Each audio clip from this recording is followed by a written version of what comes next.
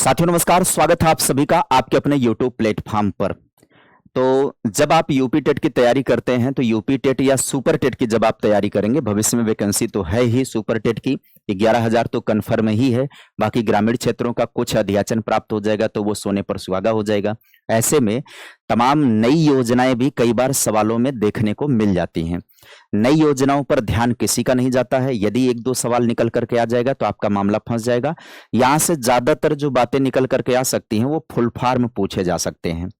तो यहाँ पर आज के इस सेशन के अंतर्गत हम सभी लोग शिक्षा की 5 सबसे नवीनतम योजनाओं को समझेंगे, पढ़ेंगे और ज्यादातर आपको ध्यान रखना है उनके फुल फॉर्म पूछे जाते हैं सवाल, वही चीज आपको ध्यान में रखना है। ठीक है, तो आइए सेशन का प्रारंभ करेंगे। हम सभी लोग सेशन शुरू करेंगे उससे पहले आपसे अपील कर देंगे कि आप सभी लोग चैनल पर नए होंगे तो सब्सक्राइब जरूर कर दीजिएगा और सभी लोग वीडियो को लाइक करने का काम जरूर करिएगा।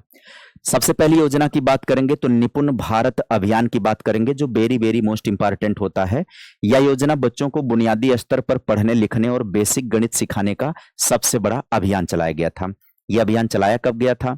जब एनईपी 2020 जारी कर दी गई तो यूनिसेफ का एक रिपोर्ट आया था एशियाई देशों को लेकर के। यूनिसेफ ने एक रिपोर्ट दिया था एशियाई देशों के संबंध में कि एशियाई देशों में तकरीबन 40% ऐसे बच्चे हैं जो किशोरावस्था तक के बच्चे हैं जिनको पढ़ना लिखना ही नहीं आता है। ऐसे में भारत में नई एजुकेशन पॉलिसी का पूरा बिगुल बजाया जा रहा था।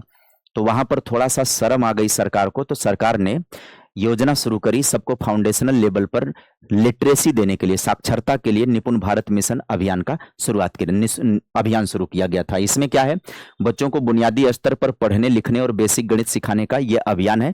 प्रारंभ में इस अभियान को चलाया गया था कक्षा 3 स्तर तक, फिर 5 तक चलाया गया, प्राइमरी तक कर दिया गया था।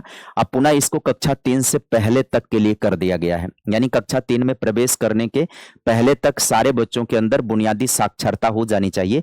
उसी उद्देश्य से इसे 5 जुलाई 2021 को शिक्षा मंत्रालय द्वारा चलाया गया था। अब आगे समझिए, निपुण भारत मिशन का जो फुल फॉर्म है, पहले तो आप ये जब सबसे जरूरी है सीधा रटवाएं, हमको बोल रहा है ये ना, तो सीधा रट लीजिए आप लोग। क्या है?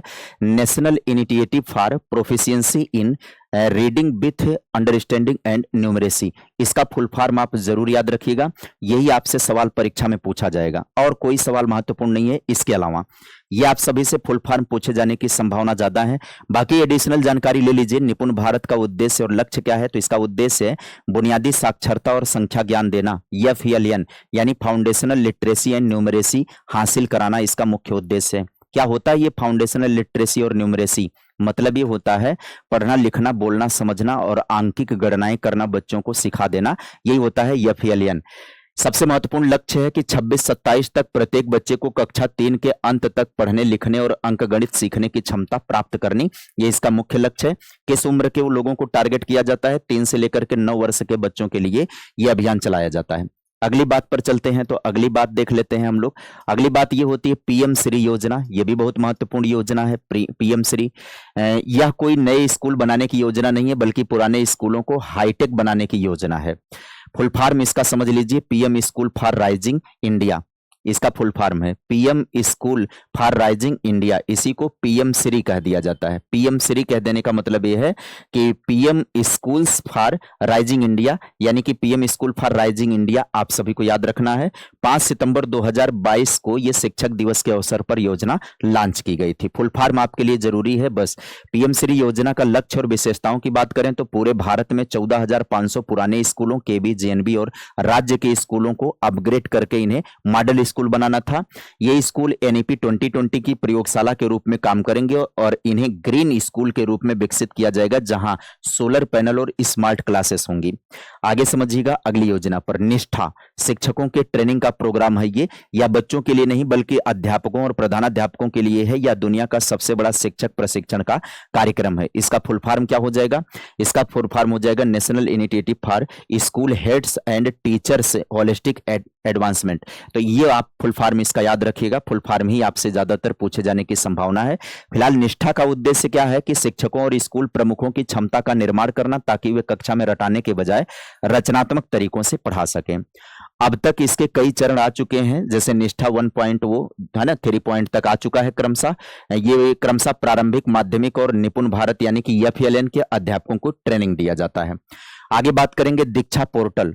कोरोना के समय में यह सबसे बड़ा डिजिटल हथियार बन गया था। फुल फॉर्म इसका हो जाता है digital infrastructure for knowledge hearing. यहां पर इसका फुल फॉर्म जरूर याद रखिएगा, फुल फॉर्म पूछा जा सकता है।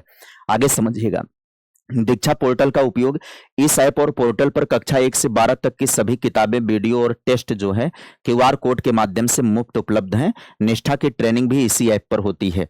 आगे समझिएगा, विद्यांजलि 2.0 की बात करें तो यह शिक्षा मंत्रालय का एक पोर्टल है जो स्वयं सेवकों को सरकारी स्कूलों से जोड़ने का काम करता है।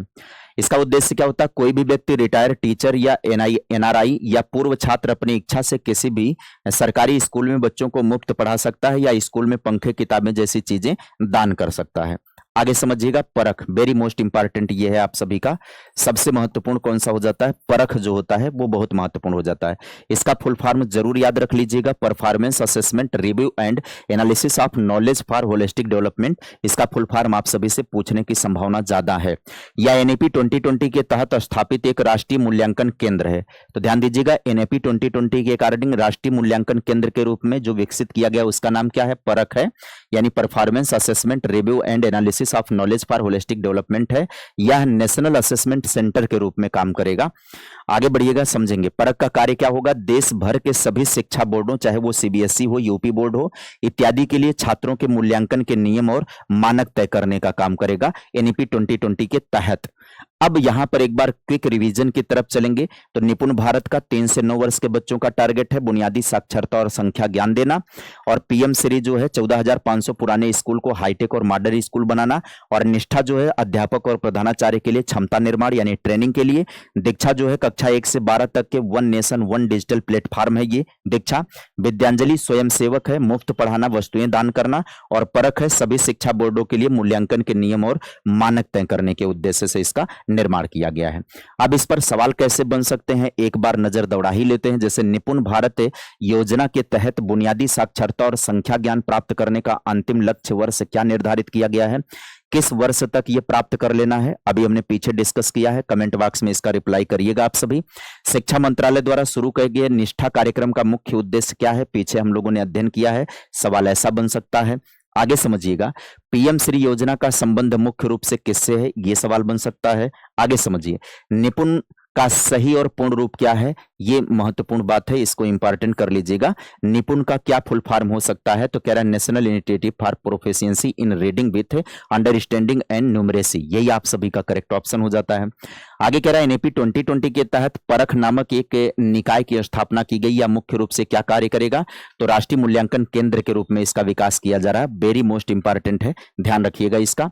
One nation one digital platform के विजन के तहत अध्यापकों और छात्रों के लिए कौन सा पोर्टल लॉन्च किया गया जहां क्यूआर कोड के माध्यम से किताबें उपलब्ध होते हैं? तो विद्यांजलि, निष्ठा, स्वयं या दीक्षा। तो आप सभी लोगों को ध्यान में रखना है। निपुण भारत अभियान के अंतर्गत एफएलएन का क्या मतलब है? इसको आप इंपॉर्टेंट कर लीजिएगा। एफएलएन का क्या मतलब हो जाएगा? फाउंडेशनल लिटरेसी एंड न्यूमरेसी हो जाएगा। फाउंडेशनल लिटरेसी एंड न्यूमरेसी, बुनियादी साक्षरता व संख्या ज्ञान, इसका मतलब होता है एफएलएन का। आगे देखेंगे, कह रहा है सरकारी स्कूलों में स्वयं सेवकों, पूर्व छात्रों या समुदाय को पढ़ाने के लिए दान देने के लिए कौन सा पोर्टल बनाया गया है? आगे समझिएगा, पीएम श्री योजना के फुल फॉर्म में श्री का क्या अर्थ है? ये सवाल आपके लिए महत्वपूर्ण है। पीएम श्री योजना के अंतर्गत श्री का क्या अर्थ है? तो यहां पर क्या अर्थ होगा, आप पीछे जाइए देखिएगा, वहां पर मैंने समझा रखा है आप सभी को। हाँ, स्कूल्स फॉर राइजिंग इंडिया हो जाएगा श्री का मतलब। यहां पर आप सभी का करेक्ट ऑप्शन बी। कह रहा निम्नलिखित में से कौन सी योजना बच्चों से संबंधित ना होकर सीधे तौर पर स्कूल के प्रधानाचार्य और अध्यापकों से संबंधित है? तो आप सभी लोग इस सवाल का जवाब पीछे पा सकते हैं, जो हमने डिटेल विश्लेषण किया है उसके अंतर्गत ये आपको मिल सकता है। तो 6 सबसे बड़ी नई योजनाएं जिनसे जो भी रिलेटेड सवाल बन सकते हैं उसका हम लोगों ने इस सेशन के अंदर डिस्कशन कर लिया। यह वीडियो आपका यूपी टेट के साथ साथ आने वाले टाइम पर सुपर टेट के एग्जाम में भी बखूबी काम आने वाली है। तो वीडियो को आप सभी लोग ज्यादा से ज्यादा पसंद कर दीजिएगा, अपने हित मित्रों तक साझा जरूर कर दीजिएगा।